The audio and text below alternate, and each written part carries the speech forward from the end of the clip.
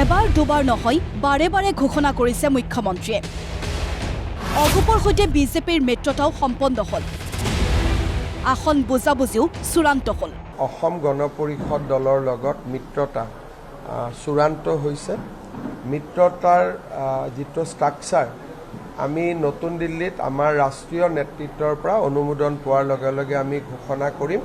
কিন্তু AGP আৰু BPFৰ লগত আমাৰ মিত্ৰতাৰ আলোচনা আমি যোৱা নিশা সম্পূৰ্ণ কৰিছোঁ আৰু দুইটা ৰাজনৈতিক দলৰে আৰু বিজেপিৰ মাজত সম্পূৰ্ণ বুজাবুজি হৈছে। কোনো ফ্ৰেণ্ডলি কণ্টেষ্ট আদি নাথাকে।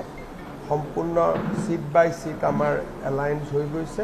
এতিয়ালৈকে গণ পৰিষদৰ লগত আমাৰ চূড়ান্ত আসন প্ৰায় বুজাবুজি হৈ গৈছে, সম্পূৰ্ণই হৈছে। দিল্লীত আমি জনাইছোঁ যে এইকেইটা আসন AGPক দিব লাগে। দিল্লীৰ পৰা অনুমোদন পোৱাৰ লগে লগে আমি জনাই দিম। বিপৰীতে কিয় বাৰে বাৰে মিছা মাতিছে অতুল বৰাই? চিটৰ সম্পৰ্কত কোনো তেনেকুৱা খাটাং একো সিদ্ধান্ত এতিয়ালৈকে হোৱা নাই, সেইটোৱে কথা। আৰু আমি ভাবিছোঁ সোনকালে হ'ব আৰু আল্টিমেটলি চিন বোহৰ মাৰিব লাগিব অমিত শ্বাহ ডাঙৰীয়াৰ ওচৰতে। বাৰে বাৰে একেটাই কথা অগপৰ সভাপতিৰ। সিদ্ধান্ত হোৱা নাই, কথা বতৰা চলিহে আছে। আমিওতো বিচাৰিম নহয়, বিজেপিৰ য'ত MLA আছে আমি বিচাৰিছোঁ, তেখেতসকলেও বিচাৰিব। এইটো মিত্ৰতাত থাকিলে অলপ তিক্ততাও থাকে। দলৰ ভিতৰত সৃষ্টি হোৱা টিকট কেন্দ্ৰিক ক্ষোভৰ সন্মুখীন হোৱাৰ ভয়তে মিছা মাতিছে নেকি অতুল বৰাই? অগপত এইবাৰ বঞ্চিতৰ খং আৰু ক্ষোভৰ উদ্গীৰণ কি হ'ব পাৰে কল্পনা কৰাই টানহীনো। এনেবোৰ কাৰণতেই অসহায় অতুল বৰাই সঁচা কথা ক'বলৈ সাহস কৰা নাই নে মুখ্যমন্ত্ৰী বা বিজেপিয়ে অগপক তিলমানো গুৰুত্ব আৰু পাত্তা দিবই বিচৰা নাই?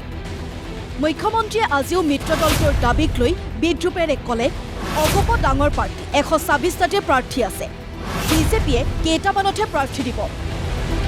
বন্ধুত্বমূলক প্ৰতিদ্বন্দ্বিতা কৰে যদি অতুল বৰাই সিদ্ধান্ত লওক। আপোনাক কি মই ক'লোঁ নহয় যে AGPৰ প্ৰাৰ্থী 126টা চিটত আছে। এইটো এটা ডাঙৰ পাৰ্টি। আমি দিম কেইটামান। তেওঁলোকে ইয়াৰ ওপৰত সিদ্ধান্ত ল'ব যে আমি বন্ধুত্বমূলকভাৱে খেলিম নেকি আৰু বা নেখেলোঁ। সেইটো অতুল বৰা ডাঙৰীয়াই উত্তৰ দিব। কিন্তু বিজেপিও এটা ডাঙৰ পাৰ্টি। আমি চবতেতো চিট দি থাকিলে লাষ্টত আমি কি কৰিব লাগিব?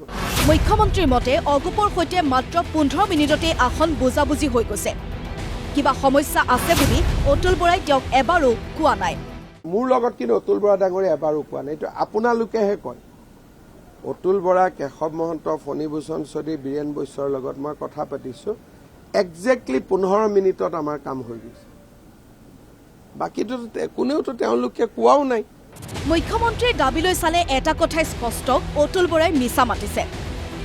অতুল বৰাই বুজা উচিত আঞ্চলিকতাবাদৰ চৰ্চা হোৱাৰ বাবদ তেওঁ মিছা কোৱা নাই। মিছা মতাটো এতিয়া তেওঁৰ ভয় অথবা ভীৰুতা। তেওঁলোকৰ মাজত বিসম্বাদ কিয় কৰিব লাগে? উঠিব দিলেই হ'ল নহয়। মইতো খুব ধুনীয়াকৈ কৈ আছোঁ যে উঠিলে হ'ল যাতে দলটো শক্তিশালী হৈ থাকে। আমাৰতো AGPৰ প্ৰতি অজস্ৰ শুভকামনা আছে। সেইকাৰণে মই AGPক কোনো কথা জোৰ কৰাই নাই। ইফালে দেৰগাঁৱত নিৰ্বাচন খেলিবলৈ সাজু ভৱেন ভৰালী। কথাটোক লৈ প্ৰতিক্ৰিয়া মুখ্যমন্ত্ৰীৰ। ব্যক্তিবিশেষৰ কথা আলোচনা নকৰোঁ। দেৰগাঁৱত আমি নিৰ্বাচন খেলিম, স্পষ্ট কথা। আমি নিৰ্বাচন খেলিম। এটা কথা এই সম্পৰ্কত ক'ব লাগিব, মই এটা দলত আছোঁ আৰু যিকোনো সাধাৰণ দল নহয়, অসমৰ জনসাধাৰণে জন্ম দিয়া দল। 755 জন শ্বহীদৰ কেঁচা তেজৰ বিনিময়ত জন্ম হোৱা অসম গণ পৰিষদ দলৰ এজন মই নিষ্ঠাবান কৰ্মী। ব্যক্তিৰ ওপৰত মই আলোচনা কৰাটো ঠিক নহয় আৰু ব্যক্তিৰ ওপৰত মই আলোচনা নকৰোঁ। আৰু মই আপোনালোকে প্ৰথম দিনাৰ পৰাই দেখিছে যে মই AGPক জোৰে কৰা নাই। দেৰগাঁও সমীপৰ টিয়কতো হলঠেকত অগপ। কাৰণ বিজেপিৰ তৃণমূল কৰ্মীৰ প্ৰত্যাহ্বান, অগপই কাম নকৰে, ভোট নিদিওঁ। AGPক দিলোঁ আৰু এইবাৰ আমাক বিজেপিকো মানে দিব লাগে, সেইটোৱে বিচাৰিছোঁ আৰু আমাৰ ফালৰ পৰা। দুটা কাৰ্যকাল আমি কি অসম গণ পৰিষদত দিয়া আছিলে, কিন্তু এতিয়া মিত্ৰতা বুলি যেতিয়া বন্ধুত্ব বুলি কোৱা আমাকো একবাৰ বিজেপিক এবাৰ টিয়ক সমষ্টিটো দিব লাগে। আমি বিচাৰিছোঁ, জনতাই বিচাৰিছে, সকলোৱে বিচাৰিছে। যিহেতুকো আপোনালোকে গম পাইছে যে উন্নয়নৰ দিশটোকো আজি দুবাৰকৈ কাৰ্যকাল 10 বছৰে কাৰ্যকালত কৈছিলে যে জাজিমুখ দলংখনৰ বাৰে বাৰে আপত্তি নিপত্তি কৰিছিলে কি শক্তিশালী যদি কি তেওঁ বাইদেৱে যদি কি আগবঢ়াহেঁতেন দলংখন এতিয়ালৈকে কাম বন আজিলৈকে আমি উন্নয়নটো দেখা পোৱা নাই। ব্যুৰো ৰিপৰ্ট, প্ৰতিদিন টাইম।